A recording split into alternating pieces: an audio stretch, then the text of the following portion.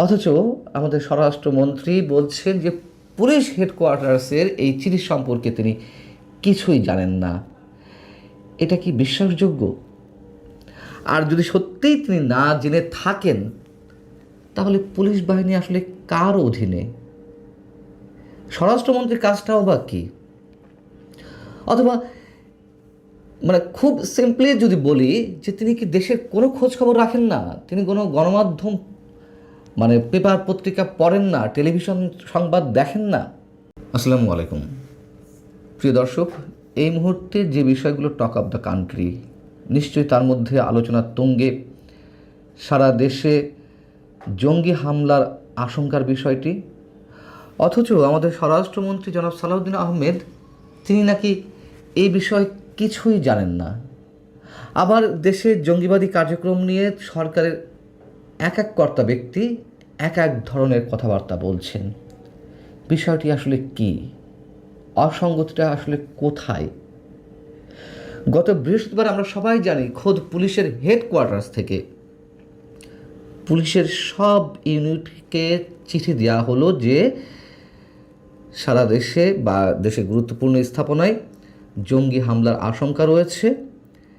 এই জন্য জাতীয় সংসদ ভবন সহ গুরুত্বপূর্ণ স্থাপনাগুলোতে নিরাপত্তা ব্যবস্থা জোরদার করতে হবে।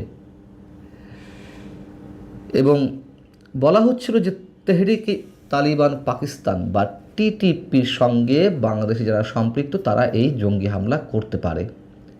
এই বিষয়টি তো আমরা সবাই জানি।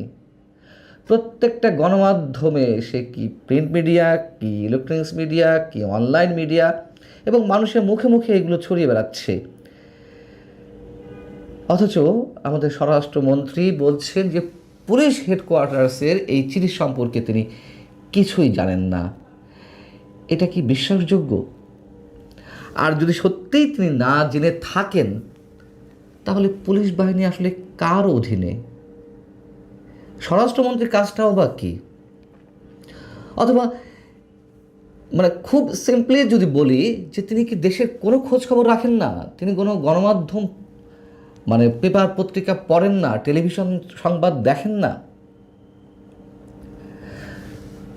মঙ্গলবার কোস্ট গার্ড সদর দপ্তরে বাহিনীর 31তম প্রতিষ্ঠাবার্ষিকী উপলক্ষে আয়োজিত অনুষ্ঠান শেষে সাংবাদিকদের প্রশ্নের জবাবে তিনি বললেন যে গুরুত্বপূর্ণ স্থাপনায় নিরাপত্তা জোরদার সংক্রান্ত পুলিশের চিঠি সম্পর্কে আমি অবগত নই। আর সাধারণত রাষ্ট্রীয় বিভিন্ন অনুষ্ঠানকে কেন্দ্র করে এমন নিরাপত্তা ব্যবস্থা নেওয়া হয়ে থাকে। সেই একই সময় তিনি আবার মন্তব্য করছেন যে দেশে জঙ্গি তৎপরতা নেই, তবে বিগত ফ্যাসিস্ট সরকার এটিকে রাজনৈতিক হাতিয়ার হিসেবে ব্যবহার করত। আসুন এবার আমাদের প্রধানমন্ত্রীর অন্যতম উপদেষ্টা, আমাদের পরিচিত মুখ ডাক্তার জাহিদুর রহমান কি বলছেন। তিনি আবার সচিবালয়ে প্রেস ব্রিফিংয়ের সময় তিনি বলছেন, দেশে জঙ্গি রয়েছে, এই তৎপরতা শূন্যের কোঠায় নামিয়ে আনার চেষ্টা করবে সরকার। স্বরাষ্ট্রমন্ত্রী বললেন যে দেশে জঙ্গি তৎপরতা নেই। আর ডাক্তার জাহিদুর রহমান তিনি বলছেন যে জঙ্গি তৎপরতা শূন্যের কোঠায় নামিয়ে আনা হবে। তার মানে জঙ্গি তৎপরতা রয়েছে। আসলে বিষয়টা কি? সরকার নিশ্চিতভাবেই কি কিছু লুকাচ্ছে না? সত্যটা আসলে কি? এবং সত্য লুকাতে গেলেই তো নানান ধরনের অসঙ্গতি আমাদের চোখে পড়ে, নানান ধরনের বিতর্কের জন্ম দায়িত্বশীলদের মধ্যে থেকেই জন্ম হয়, খুব স্বাভাবিক। তবে তাদের দুজনই, অর্থাৎ স্বরাষ্ট্রমন্ত্রী আর প্রধানমন্ত্রীর এই উপদেষ্টা, তারা দুজনেই আবার মনে করছেন যে বিষয়টিকে আওয়ামী লীগ সরকার রাজনৈতিক ফায়দা হাসিলের হাতিয়ার হিসেবে ব্যবহার করেছে। অর্থাৎ জঙ্গিবাদী বিভিন্ন কার্যক্রম নিয়ে বিভিন্ন সময় নাটকের যে অভিযোগ উঠেছে, সেই বিষয়টি তারা দুজনেই আবার মনে করিয়ে দিলেন। আচ্ছা, ধরে নিলাম যে আওয়ামী লীগ সরকার বিষয়টিকে রাজনৈতিক হাতিয়ার হিসেবে ব্যবহার করেছে, কিন্তু দেশে কি জঙ্গিবাদী তৎপরতা ছিল না? জঙ্গিবাদী কার্যক্রম নেই? 2001 সালে বিএনপি জামাতের জোট সরকার আসার পরে আমরা সারা দেশে জেএমবির উত্থান দেখেছি। প্রথম পর্যায়ে ওই সরকারের অন্যতম অংশীদার জামাতে ইসলামীর পক্ষ থেকে যিনি মন্ত্রী হয়েছিলেন মতিউর রহমান নিজামী, তিনি কি বলেছিলেন? দেশে জঙ্গিবাদ বলে কিছু নেই, এগুলো সব মিডিয়ার সৃষ্টি। খুব ভালো মনে আছে আমাদের।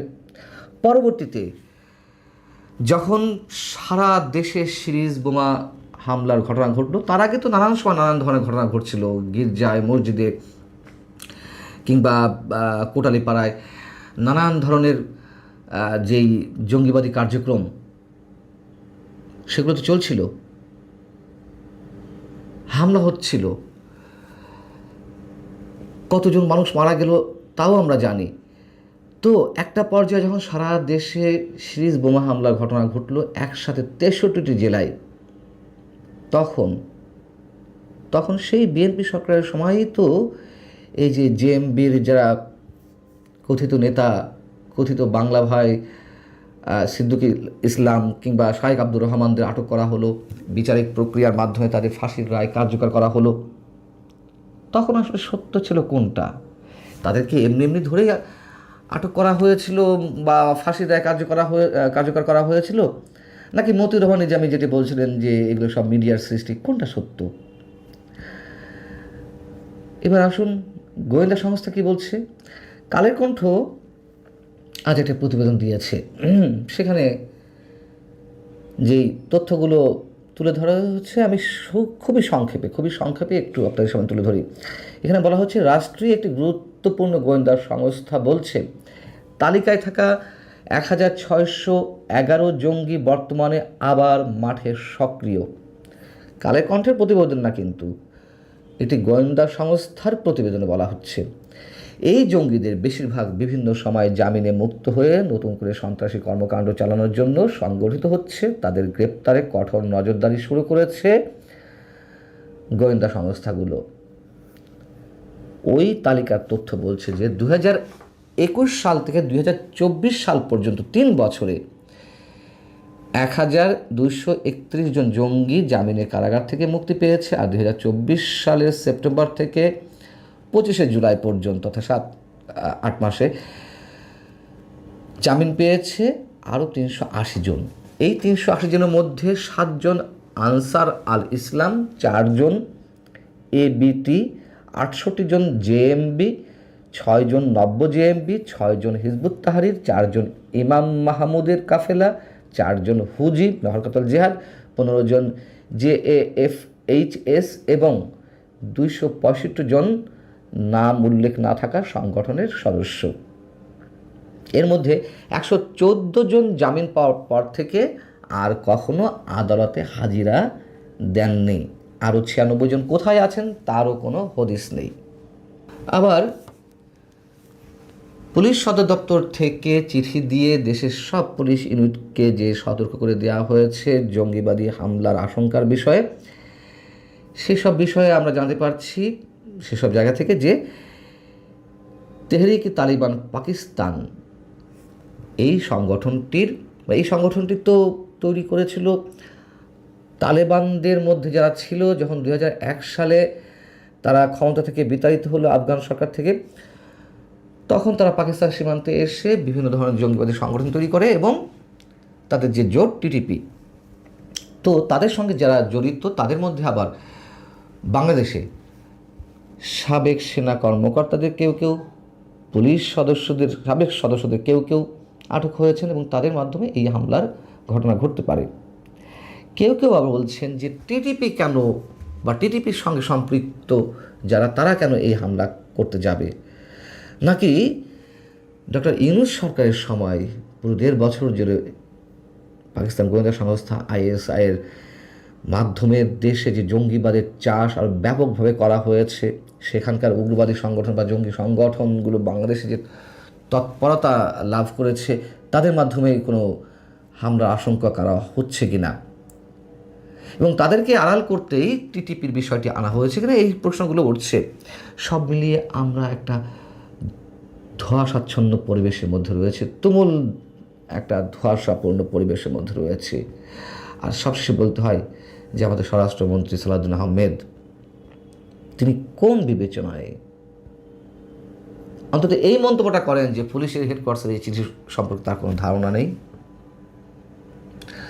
ভালো থাকুন সবাই। আল্লাহ হাফিজ।